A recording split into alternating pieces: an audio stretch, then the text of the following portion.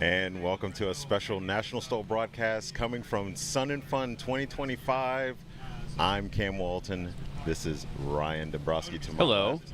We are about to have some fun on air with our friends, Patty and Amanda. We're going to talk about some cool things about volunteering. Yeah, so Amanda and Patty, Amanda Barker, Patty Baker, that's going to be confusing Yes, for us. That's why I didn't use all last day. names. You're like, I'm not going to do it. So let's start with just how you both got involved in aviation. I know, Amanda, if you want to start, tell us a little bit about how you found aviation and what you're doing in aviation right now. So the first time I realized that I was interested in aviation, I was about 19 or 20, came to Sun and Fun, got to go on a helicopter ride, and I had my kid sitting on my lap, and the minute the helicopter left the ground, I was like, this is it. I need to do this. Unfortunately, aviation's not very accessible unless you already have somebody on the inside, so it took me a long time to circle back to it. And that, honestly, the community is what made the difference. When I reached out and found people and for guidance, they welcomed me. They pretty much demanded that I become involved, and that made it possible. So. And just a quick follow-up, what are you doing? Like, where are you at on your journey now? I got my commercial in January.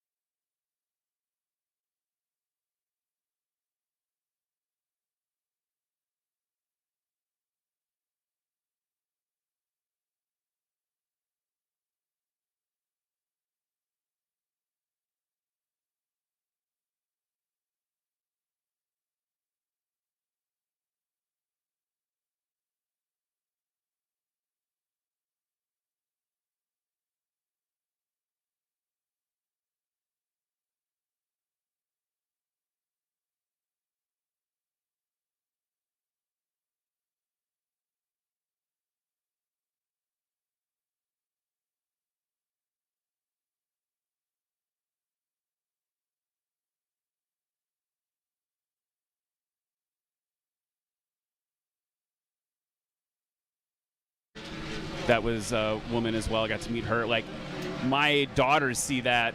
Actually, it's kind of cool. I was like showing pictures one day. I was like, hey, like, check out, this is like what my day at work was like. And my daughter asked me about, it was Bayo, the F-35 pilot. She was like, is that a princess? I was like, you're darn right, it's a princess. That's a warrior yes, princess. A very dangerous one. Queen. yeah, queen. Yeah. Yeah. So anyway, okay. Well, that's really good advice. I think what you said, Amanda, and Patty, you both said it about the community. Yeah. Is like just so huge. You know, walking into like a big old family. Yeah. And like feeling, and it's different for me as like a dude, right? But like walking at a national STOL, for example, not being a STOL pilot and having the STOL pilots just wrap me in their arms and welcome me, right? Like, so I think that it's cool to hear that extends to all parts of it. Oh, it does.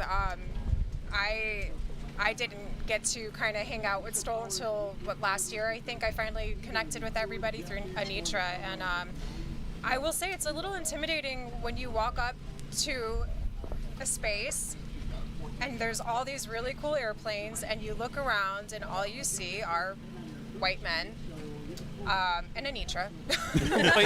Anitra. Yeah, or Karen, like. And I remember actually asking Karen, I was like, where are all the women? That being said, like, I walked in and Pat was one of the first people that came up to me. Like, it was 100% welcoming. Everybody's been amazing. Everybody's supportive. Everybody's interested and genuine in what you're doing and how can I help you. And that's one of the rewards of volunteering. It's the family, it's the networking, it's the friends you make, and it changes your life. For sure. You guys have been an incredible part of my journey this past year, and that's why I love to stick around and hopefully compete one day. Well, that's a whole nother we got this guy's got to compete. You've got to compete. Patty's got to come out and compete. Oh, yes. I definitely want to. Yeah. All right. If you've got an airplane that you want to throw in for all of us, the four of us will share it. We'll share it. Real quick, we've got to wrap up in just a second. But in terms of volunteering for National STOL, I guess let me ask you that same question, but now about volunteering. Like, what piece of advice would you have to folks who want to get involved in volunteering with National STOL? I think the one thing I would say is reach out. I know it's sometimes scary to just kind of put your name out there, be like, hey, this is an email. Can I please, like, I'd love to work with you guys. And I know a lot of times, like, in big corporations, it's hard. But I feel like, once again, STOL is very much like a family. If you reach out, if you try, a lot of times they'll be like, yeah, if you're willing to come out and visit and do this with us, we'd love to have you. And the more you go out and the more you do it, the more you realize how friendly everyone is. And how even the professional and crazy competitive, they're still like, oh man, you did so great, or oh, I'm gonna beat you next time. And it's so good to have that, even within the volunteers. You know, it's always friends and family. So don't be afraid to reach out. What I've found in aviation is I just walk up to people that look like they're doing cool things, and I say, oh hey, do you need help with anything? And they do. Yeah. And then you're volunteering for 8 different things at Sun and Fun, but it's an amazing experience. And that's I mean, I reached out to Anitra just to see if I could camp out here. And then once I was here, I was like, what do I help with? Right. What do I do? And then the next thing I know, I'm in Virginia at Heritage STOL and Oklahoma and all the other places. It's a drug. Walk up, ask for it. Yeah. We like to deal. Walk up and ask for it. We like to deal. I love We that. like to deal. So that's the takeaway from this first interview today. Walk up, ask for it. Let's get it done. We have to go to a break, Cam, so we're going to go to a commercial. Thank you so much for your time today. I know it's busy with your volunteering schedules and your Sun and Fun adventures, and thanks for all the advice you gave. We'll be right back after another word from our sponsors. We'll see you in a few minutes. Looking for a more affordable entry into bush plane flying? How about paramotoring, aka the dirt bike of the sky? Paramotoring STOL is the next best thing, and this adventure motor that you wear on your back is your ticket to getting airborne quick. At Aviator Paramotor, our 2-week training takes you from zero to hero. Sunrise this morning, it was beautiful. There was a thin layer of fog flying. It's just like all the stress and all that kind of just floats away. It's really peaceful. From no experience to feeling confident and competent flying on your own. Let the team at Aviator Paramotor in Lake Wales, Florida, teach you your new superpower of running into the sky. Classes are filling up quick, but there are spots available today, so call now. Side effects include, but not limited to, significant life changes, foot drags, ear-to-ear smiles. Find the extreme freedoms of ripping around the skies in your new adventure motor with friends.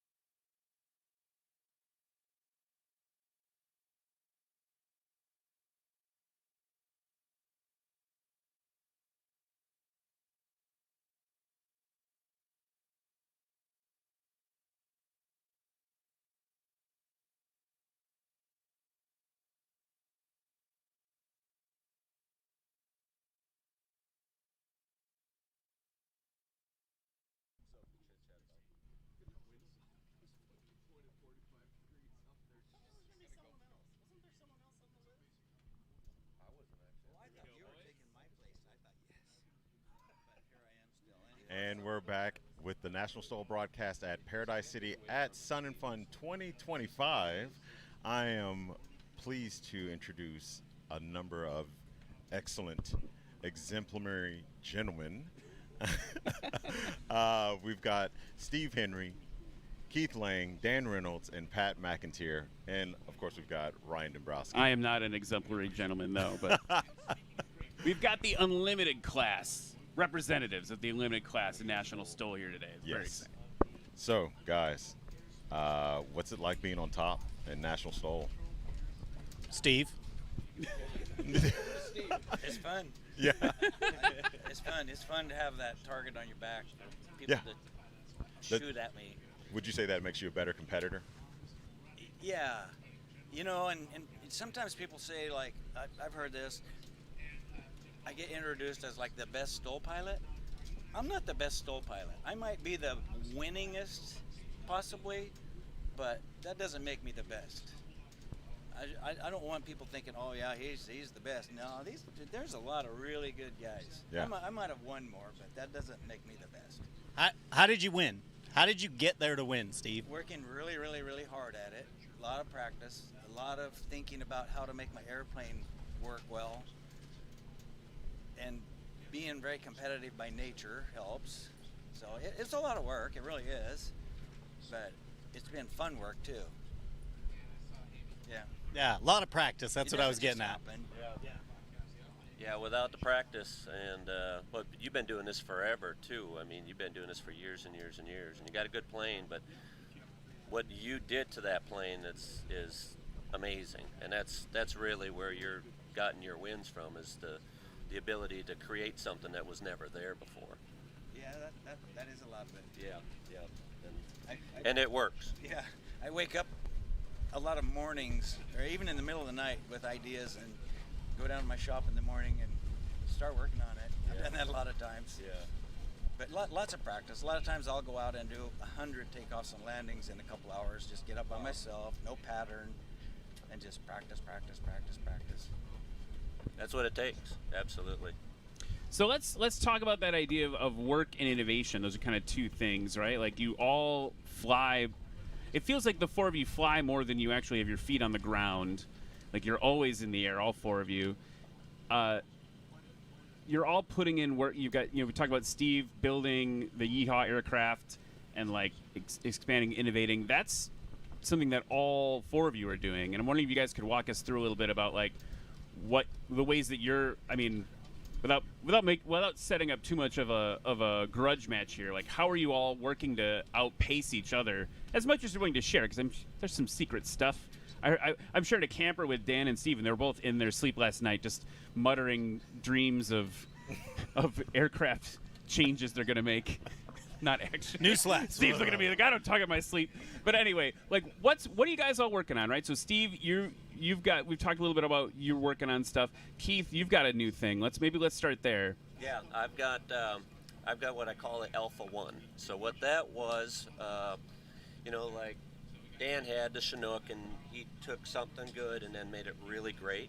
Steve took something good, modified it, made it something really great. Patrick is working on his Badlands, same thing. It's a great base, and I'm sure he's going to be tweaking out little things, to add it and make it that much better.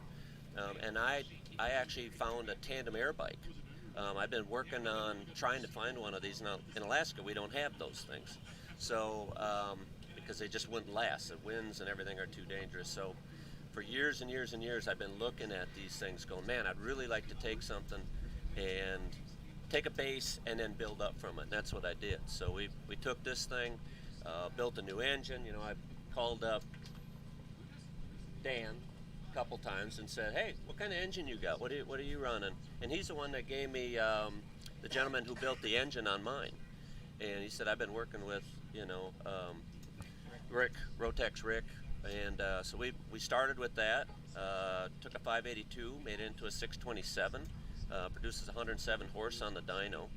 And then the neat thing with that, we took the dyno specs on that, and then we sent it to E-Prop in France. And then they actually took the gear ratio and everything and built the prop according to that engine. And it's a 5-blade prop, kind of like Steve runs. I mean, it's real thin and only weighs 4.3 pounds or something like that.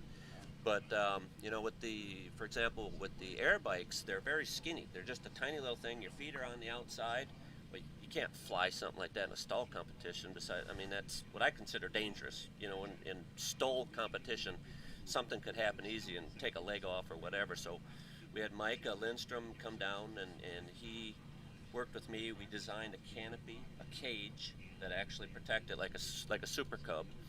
Rebuilt the wings. We put flaps into the wings, a split flap design, and got the deck angle, the AOA, where I think it's at. Specially built Acme shocks and gear. They built them specially for that plane, set it up exactly for a 500-pound airplane.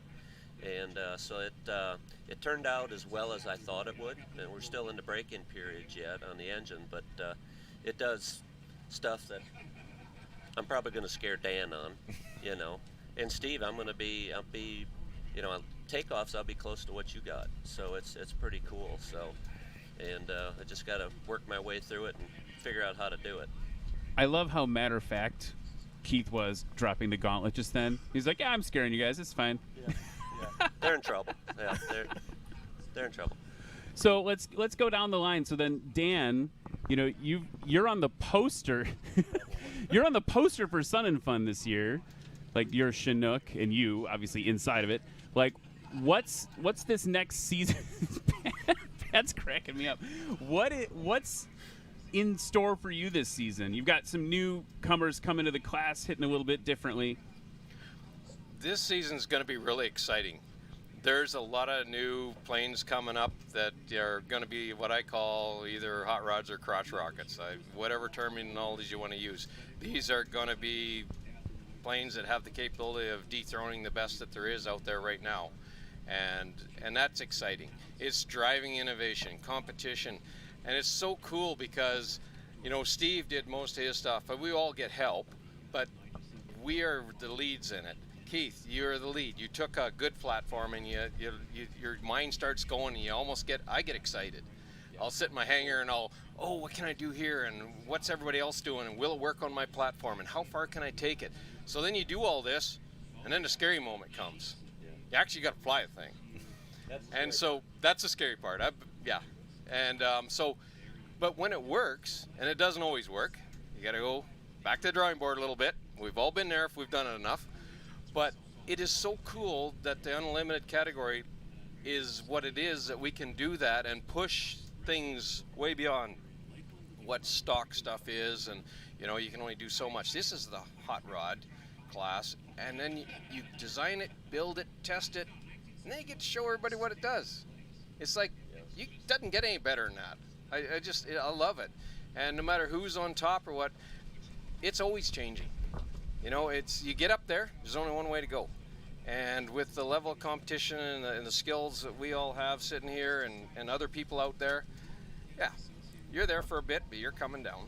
And then, you know, whether you choose to come back up, come back at them swinging a different bat, that's your choice.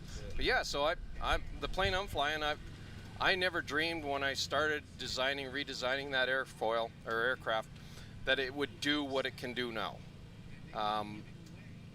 And I think I've taken it probably as far as it'll go.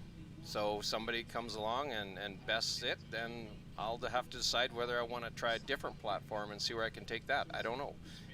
Or just stick with that one and have fun. You know, these planes are a lot of fun to fly. They're capable in the backcountry. They're safe. You know, land and take off in short distances, but it's also slow. So if you do have a mishap and you just fly the plane down, they're so safe. I mean, anything can happen, but they're way safer coming in at 25 mile an hour and having an incident than you are at 45. And last but certainly not least, Pat. So Pat, you're flying currently, just to catch people up, you've been flying a RANS S7, building a Badlands Traveler. Is the Badlands coming into unlimited class? Are you going to stay with the RANS? How's that all playing out? Don't know yet. Oh, I'm coming. The world wants to know.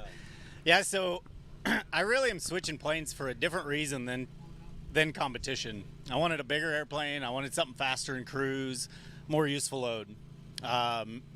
However, the Badlands Traveler has proven to be a fairly effective STOL airplane, and mine's going to be different than anyone that's flying. So I am moving up. It's going to be a bigger airplane, more useful load. I can cruise faster, but I'm adding modifications to it that I think will make it competitive in the unlimited class. So it's not finished. It'll probably be flying about the middle of the season this year, I hope. So I'm going to start the year in the RANS in the unlimited, because then I can start accumulating points in that class. Transition to the Badlands, I hope, during the season. My goal is to be able to fly the finals in the unlimited. So if I start in a sport class, all those points would just go away because they don't transfer from one class to the next. So it'll be kind of tough flying the Rands in the unlimited.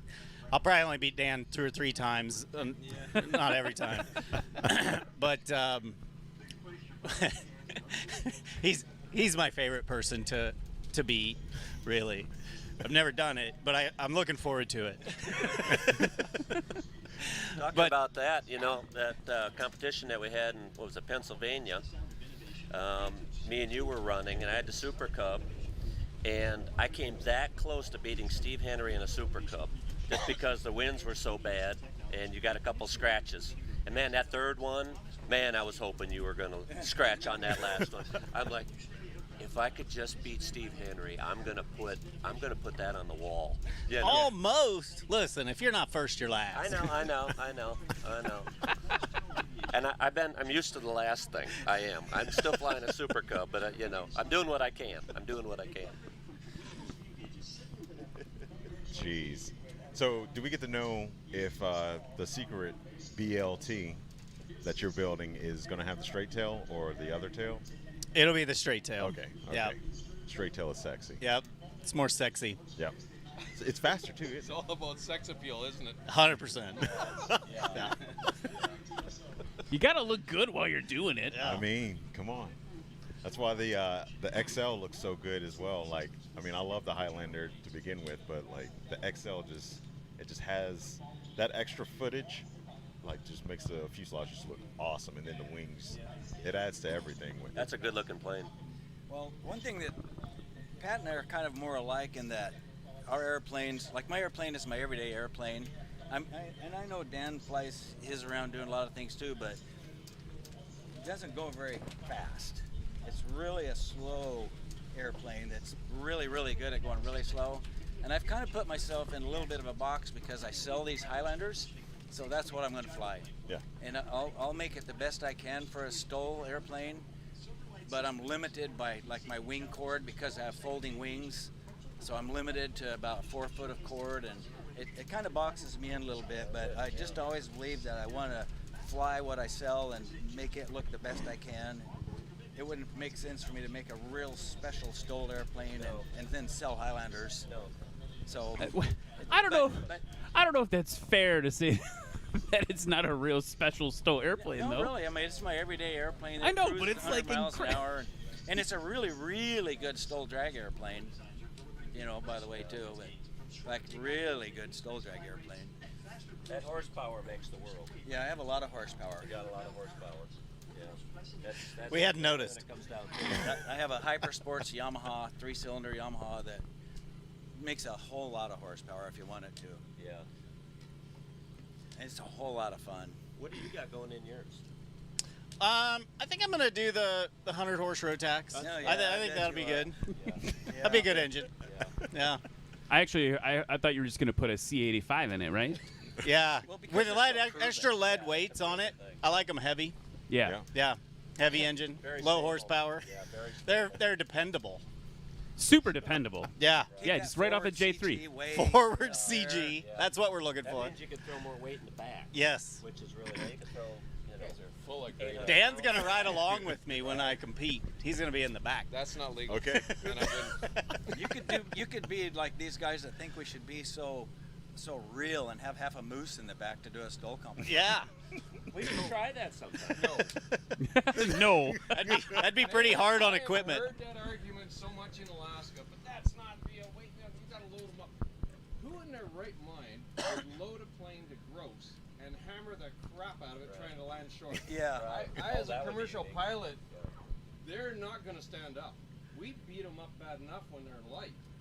Like, you start throwing gross weights in there and get some ego and some. Someone give a mic. Someone give a it's mic just to the Dan. most ridiculous You get a plane at gross weight and you start beating it up like we do with ours to land short, something's going to break. Yeah. It's just I get the concept because I flew commercial all my life and heavy loads and out of short strips, and this is not that. It doesn't represent that. It's not supposed to be. These are light airplanes. We want to keep them as light because the stresses on the airframes and the stuff we're hitting them, the harder you hit the ground without breaking something, the shorter it's going to be. Try that gross weight. See how that works. Well, and for those folks, the thing when I've seen that online, people chatting about that, I've always said, like, hey, like, look at the other classes, right? Like, each class is a thing that it's trying to show you, right? You guys said before, you're the hot rod class, you're the innovation class, you're doing all the engineering constantly, right? Well, there's a touring class, heavy touring, things like that, right? Where you've got, like, the Brandon Korn, running this giant aircraft. Now, that's not loaded to gross either, but it's really impressive to watch a giant airplane do its version of what you guys are doing. Yeah, that always impresses me. We impress the crowd in an awe, shock and awe factor probably more because of the shortness and the power, the speeds. But as a pilot all my life, when I see Brandon fly that thing and what he can do with it, he is one heck of a pilot. Yeah. He is taking that. He knows that bird.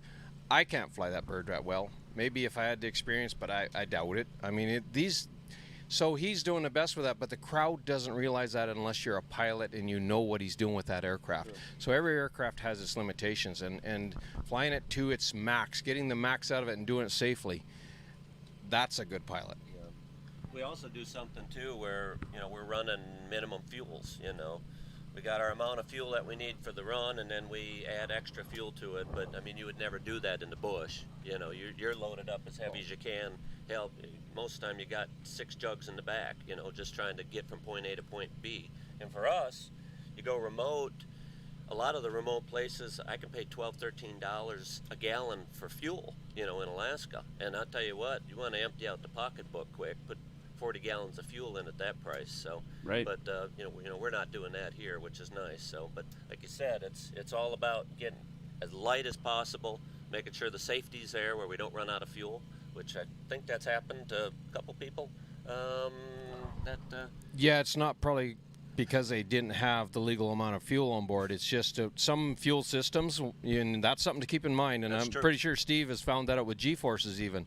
You can have the right amount of fuel in your tank, but if you get a steep enough attitude and it's not designed right, or get too many G's accelerating, your fuel goes strange places. And it can take a normal fuel system on these, production aircraft, and you're asking a lot out of them, and they will run out of fuel. So you really got to be careful with that. There's usable fuel and unusable fuel, and depends on the attitude and the G-forces. I lost a world championship STOL drag race on account of that very thing once. Rest my case. Yeah. Wow. All about fuel. We were just over in a forum and talking a little bit about STOL competitions versus real world backcountry flying, which these guys do, I don't. But we were kind of laughing a little bit because Dan landed in 10 feet in a competition. It was amazing. I saw it. And then if you tell someone, yeah, my buddy Dan can land in 10 feet, they were like, oh, he could land right here. Well, yeah. No, there's a trailer right here. He couldn't land right here. In a competition, I always kind of tell people it's not real that my RANs stopped in 75 feet because I used 300 feet to get to it, to get to the line. And so when people say, oh, that's not real world, you had a headwind. Well, of course I had a headwind. I'm not going to land with a tailwind on purpose at a competition. Well, who does that anyway? Yeah. But these guys might have to in the bush, right? That might be a real thing, backcountry, one way into a strip. That's fair. So we admit that some of these numbers are pretty special because we have not always a perfect environment, but a pretty ideal place to go play our game.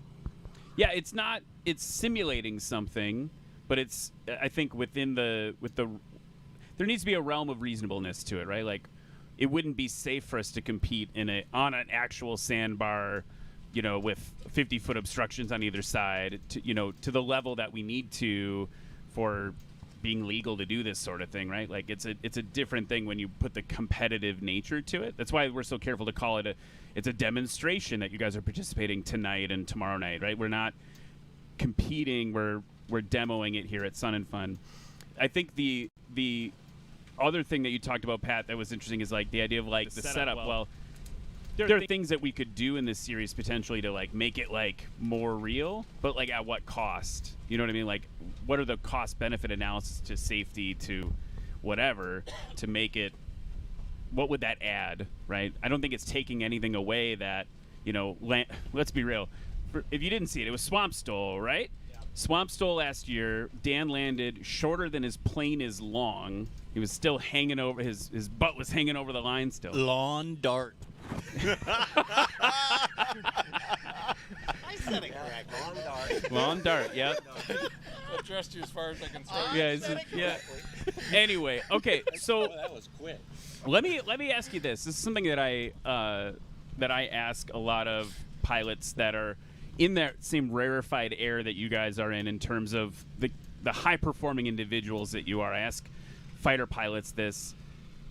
If you were to give advice to me and Cam, right? We're I don't want to downplay our experience, but we're not hot shot bush pilots like you guys are. Like, what advice would you give that you can take that we could take from Unlimited class? If we're pilots watching, and I fly 172, what advice would you give the 172 pilots as they watch you? What can they take away from what you're doing and bring it into their own flying? Well, you want me to go? Yeah, I'll throw one out. Biggest thing is know your airplane. I mean, if you have a capable aircraft and you're used to flying it down a runway at 300 feet or 400 feet on a good day, and you want to be able to land that thing maybe in 175 feet, you got to do something Steve does, and you're going to have to be flying that thing and knowing where that edge is, being at 1.1, 1.2 of stall speed, and that's what it takes. That, at least on my end, when I watch a lot of guys fly, they don't know their airplanes enough to be able to take it to that level. So practice. Yeah, there's two things that I'm always considering. It's how good are you, like what's your capabilities, but also what's your airplane's capabilities, because there's two different things there. And with my capabilities, if I haven't flown for a while, my capabilities aren't as good as if I've practiced. I am not on the line. I'm not as consistent. I'm on the mark. I'm fighting it a little bit. I'm behind it a little bit. There's wind conditions that even if you are on your A game, that'll throw you and it makes it challenging. But then that, your airplane, and if it gets a little, I'm always feeling it. Coming down, and I'm asking my airplane to do some pretty incredible things. As I'm coming down, I'm testing that wind. And if it's not feeling comfortable, you're reading the wind, then I'll carry a little extra. I want a little bit more safety margin. When it's just rock solid, like riding an elevator down, then I'll ask everything out of it. So, but you've got to practice. That's the only way to get your level up and know your airplane really well, and stay current.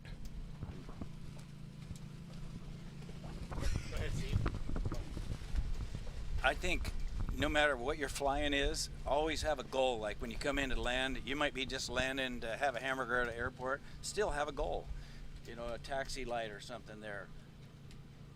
Whenever you're doing it, have these goals that you're trying to achieve. And the other thing is never try anything that's way beyond what you've done. Always just keep it in increments, but just keep doing these increments, and you'll look back and in a few months and like, I can't believe how far I've come. I mean, I remember landing in places early on. I think this is the ultimate place. I'd never land here with somebody else in the airplane, and a few months later, it's like just a little warm-up spot to go. Yeah, but just keep getting better in these little increments. That's good advice. I want to say the same thing as Steve. Practice for sure, constantly, but be patient. I think a lot of pilots want to rush it, and they want to get to where they can be first in their class at a STOL competition, and they've only been even attempting any kind of short takeoff and landing for a few weeks or months. Be patient. I think of this group, I'm the newest to any kind of STOL flying, and it took me well over a year of practicing a lot to feel even a little bit comfortable and good at it, and I'm still practicing and still learning, so be patient with it. Don't rush it. That's the other thing too. I get people with the hours that I've got, I get people that ask me, well, what's your speed when you're coming in on the approach? What are you landing at? And I'm like, I don't know. I haven't looked at the speedometer in a very long time, because you just get used to that feel of the airplane. The plane, speedometer. Yeah. That's what you call an airspeed indicator, a speedometer? Well, down here in the U.S., we call it that. Yeah. Well, you're from Canada. You have different versions of things. So, He does millimeters per second. he does millimeters. No, I know. I've never. Yeah. It's all good. Anyway, back to my point. Don't go. Back to my point. Once you get comfortable enough with the airplane, you'll be able to feel it. So that's the big thing. And the other thing is it's good to know your speeds. The only time that I'll really look at my speedometer is when I'm maybe turning downwind or something like that, and I need to add power. You always add power into a corner. That's the only time I'll watch it, especially if I'm getting slow in the stall. I mean, if she's getting down to 40 or something like that, I'm just going to get on the power. But at that point, it's all about really feeling the airplane. And it's better that you're not looking at the speeds. Once you get to that point, obviously do it till you get comfortable with it. But once you know that plane and how it feels at a certain speed, you don't really need to look at it. At least in the stall stuff. It's not too different than like my daughter was asking about this when you drive a car. In a certain car, you start to know exactly what 55, 60 miles an hour looks like in that car. You don't have to look at the speedometer. Yes. Speedometer. The speedometer. Speedometer in Canadian. So. You all talk funny down here. You make fun of me. You all talk funny. Well, I've been accused. Cam and I have been accused. Sorry. So one thing that I always do too, and when I get in a new aircraft, and Keith is talking about feeling the airplane, and he's 100% right. I never look at the airspeed indicator. Speedometer. When I'm getting in tight. I'm flying the plane by feel. But if you don't know how to fly the plane by feel, how do you get there? Do not do that low to the ground. Take that plane, if you're not familiar with it, get a good safe elevation and ring it out. Go up safe. If you stall it, you spin it, you got lots of room to cover. Any plane that I test fly or a new plane and I want to ring it up, I get up. That's the first thing I do before I ever slow it down close to the ground. If it's got any bad habits, and that's how you get the feel. You can fly it around. When you're learning, you learn slow flight. Get her down dirty and hang it there in a prop and simulate all that stuff that you're going to be doing low to the ground at a safe elevation. If she bucks, you're still alive. That's really good advice. Yeah, my instructor used to always say, go a couple mistakes high and do the work up there. Yeah, I mean, so I'm a 162-hour pilot right now. Sorry, yes, the ice cream.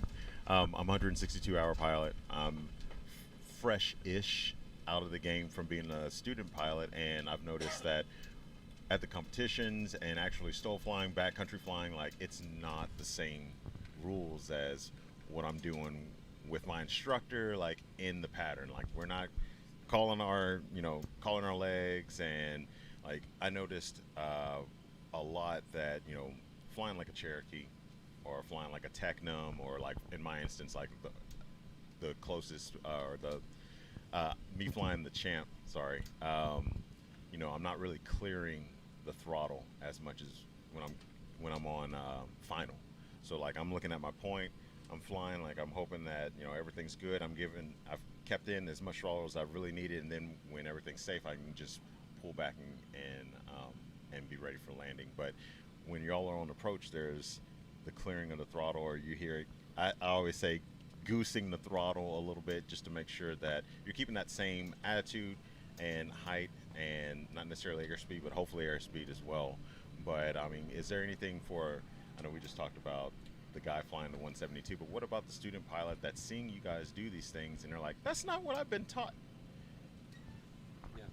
Well, I'm a CFI. I still train people, and whether you're learning to fly or learning any other new skill, you don't learn at the expert level. And I would say these guys fly at the expert level. So, what's the saying? You learn to crawl before you walk, before you run. When you're a student pilot and you're learning, you're just learning to crawl and safely. Yeah. And so if I teach someone to fly, I'm teaching them 2 altitudes above the mistake. We're going to go a little faster, a little higher. We're going to leave that margin in because you're not good at it. I wasn't good at it when I had 42 hours and was learning. Neither were they. And so I was. Keith was. I Yeah. was just more natural. Legendary. Well, remember, I got a 1951 Super Cup. They were speedometers because I think they come out of Model Ts. So just. Where were you? Were you like 30 when you got that, or like when it came out? That's about how old you are. Right? Yeah, 42 at the Yeah. time. Yeah. Yeah. So. It's gonna take us serious. But yeah, my advice would be, you're watching these guys. These guys are setting the mark. It's a goal, but it doesn't mean you're ready to do it initially. It takes practice. Be patient. Yeah. Be patient.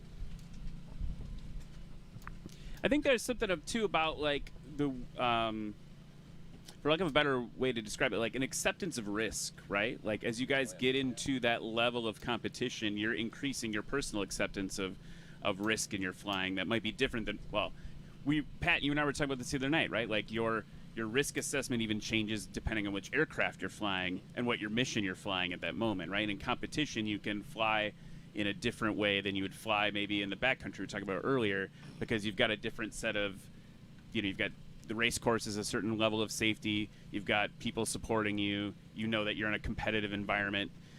Is there anything you would say about that, like in terms of like the level of risk in competition? Well, to me, that level of risk in competition is less than flying out in the backcountry, because we're always on a nice smooth field. We know there's no rocks hiding behind the grass. You really don't know what's out here in a lot of the, like I'm from Idaho, and I fly Idaho and Eastern Oregon. It's desert, and man, I'll fly over places back and forth and sideways, looking at them, just trying to assess them, and what's the breeze doing today. I might have landed a place yesterday, and I go out there today, and it's like, I don't like the way the air feels, and I won't do it today. So there's tons of that assessment when you really go out backcountry, way more than we have here. It's still important here, but there's a lot less factors here, because it's more. The main thing is just the runway is always a nice runway. You don't know a lot of what you're landing on. I land on a lot of hills, side hills, little 2-track roads that curve up a hill. It sounds terrifying to me. Yeah, I'm used to weird stuff. Paved for a couple miles. Yeah, and the backcountry is not like that. So right. It's a lot of assessment, just constant assessment and reassessment each day. Yeah, and at home in Alaska, it's trees, where we're at. We got riverbeds, we got valleys, we got inlets, you got winds coming in. I mean, it's kind of like a scenario like this where you never know exactly what you're going to get. And trees always create rollers, and of course the hills create rollers. And like you said, when you start coming in, you'll come in to test it, and all of a sudden that air feels heavy, and that plane's like not wanting to fly. Then you just power out and go out. But that plane will usually tell you. If you're used to it, it'll tell you, yeah, you can get a little farther, or no, get out of here as quick as you can, because it's going to be bad. So. Yeah, I agree with all of this, what they've been saying. There is one thing, however, we know the conditions out here and all that stuff, but there is one pressure here that I don't feel in the backcountry. And for anybody especially new, I've taken a few new friends over to Valdez, their first time over there.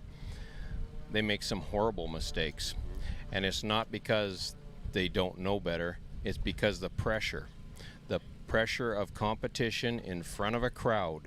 It's like getting up and talking in front of people. There's a lot of people who are not comfortable with that. So when you get all tensed up and you're worried about that, some of your skill sets go on the back burner.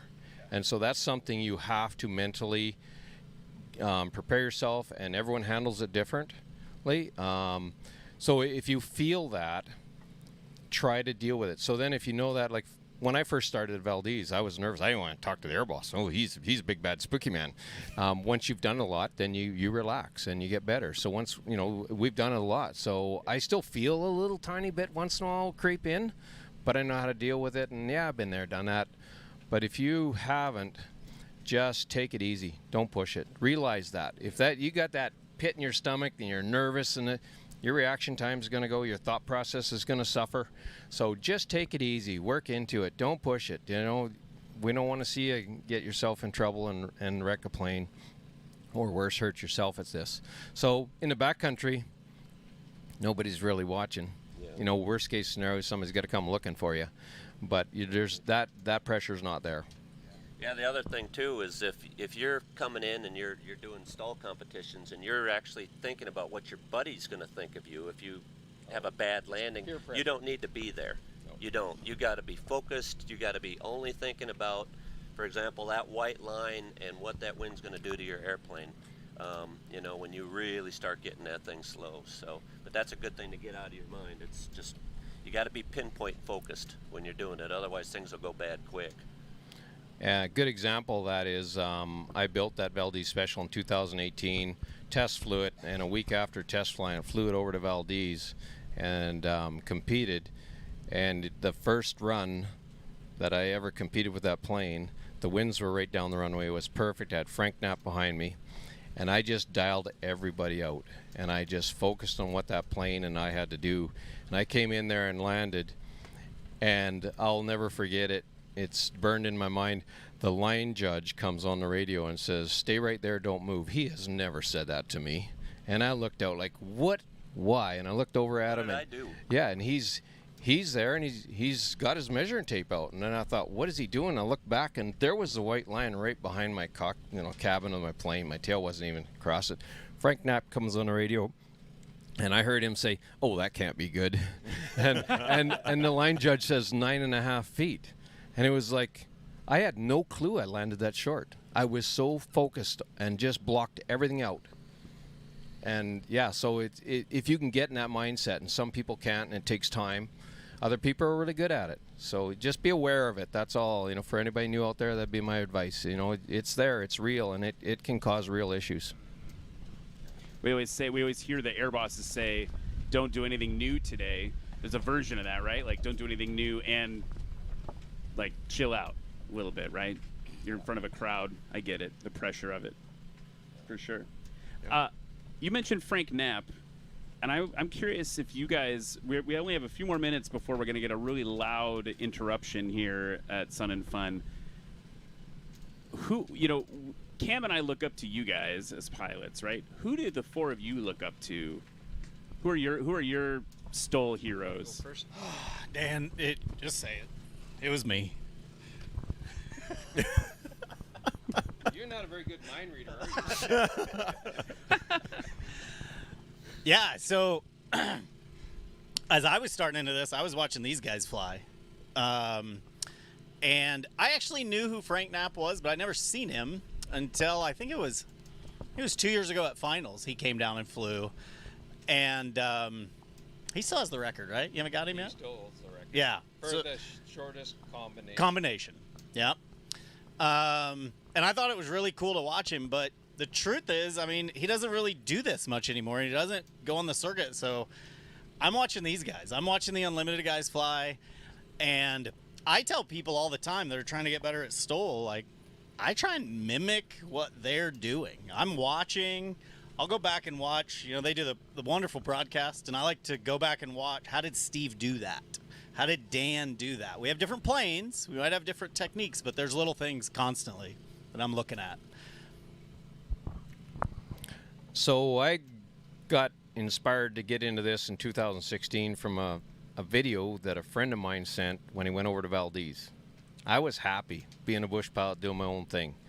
And then I sat at my base camp and watched that video, and I went, really? And that was when the Breedens were really on their top game. They had the Glacier Cub. They were just dialing her. And it was like, I'm flying a stock Super Cub, and my jaw's dropping. And the only thing I can think is, I'm glad we don't have them over here. There's no sheep going to be safe around these mountains with the capability of that. And Frank Knapp hadn't set the record yet, but he was working on it. He'd been 3 or 4 years just dialing. It doesn't happen overnight usually. So I went over there in 2016, and Frank Knapp's plane wasn't there. I was disappointed, but I got to watch the Breedens, and I think Bobby was flying that year, and he set the shortest there, and it was just like, wow, is that ever so cool? If only my plane could do that. And it just inspires you. And then, I went into the lounge there, and I'm like, that's Frank Knapp. Wow, I was excited. He's my hero. And I didn't even go up and say hi to him. I just thought, I'm in the same room as Frank Knapp. So it was pretty cool. And then we became friends. You know, he came there the next year with little Cubby in 2017, and I watched him set the current world record for the shortest combination. And he was the first one to come up in 2018 and congratulate me for, you know, taking away his record for the shortest landing. And yeah, I hope that we can inspire other people to follow or be better than us. I mean, that's what this is all about. We're just. I don't want that, but Keith doesn't want that. But we got 2 minutes. 2 minutes. I don't know. Yeah. No, you know, the thing about me, I've been watching Steve, and now in Alaska, one thing up there, it's just work. So I never really thought about any type of competition except for Valdez. And Valdez was just someplace fun to go hang out with some cool pilots and do some fun stuff. But, you know, watching Dan and Steve, you know, when I came down from Alaska, that was kind of the thing. I got hurt, my back got hurt, and I'm watching a YouTube video, and I'm seeing Steve and competitions, and I'm like, oh, that looks like fun. Maybe I should do that someday. And I'm thinking, well, geez, I got to go 5,000 miles to go do that. I don't think it's going to happen. And then I found a Super Cub down here, and I said, you know what, I'm gonna try and start that just to see if it's fun. You know, Salt, you know, that 051, and I still got her yet. But yeah, these are the guys that I looked up to. I really did, just to be able to do what they could do and do it over and over and over again. The guy, if I had such a thing as a mentor that got me into the backcountry stuff, I was doing all the backcountry stuff a lot before I ever got into the competition stuff, but it'd be Joe Dory right there from Idaho. And his dad pops some too, but Joe would fly his Cub and I'd fly my Highlander, and he'd take me around all these places out there, and that, you know, nobody else would even go, and we would do it. But yeah, he showed me how much fun it really can be, and how to do it right. So I got off to a really good start and just kind of took it from there. But yeah, Joe Dory, he's one of the best pilots I've ever known. There are some names mentioned just now that if you're not familiar, if you're watching at home, you got to Google those names. I remember learning about Pops Dory and what you could do in a Taylorcraft on like backcountrypilot.org or whatever it is, that internet forum, and just being like, you can do that in a Taylorcraft? It's insane. Gentlemen, we are out of time. The Blue Angels are about to make a lot of noise here at Sun and Fun, so we gotta wrap this up. Thank you so much I know you guys all have busy schedules here at Sun and Fun. Thanks for taking the time to be with us. Thanks to Cam Walton for joining us on the mic as well. And we will see you tomorrow, same time, 12 Eastern. More interviews here from Paradise City at Sun and Fun 2025. We'll see you soon.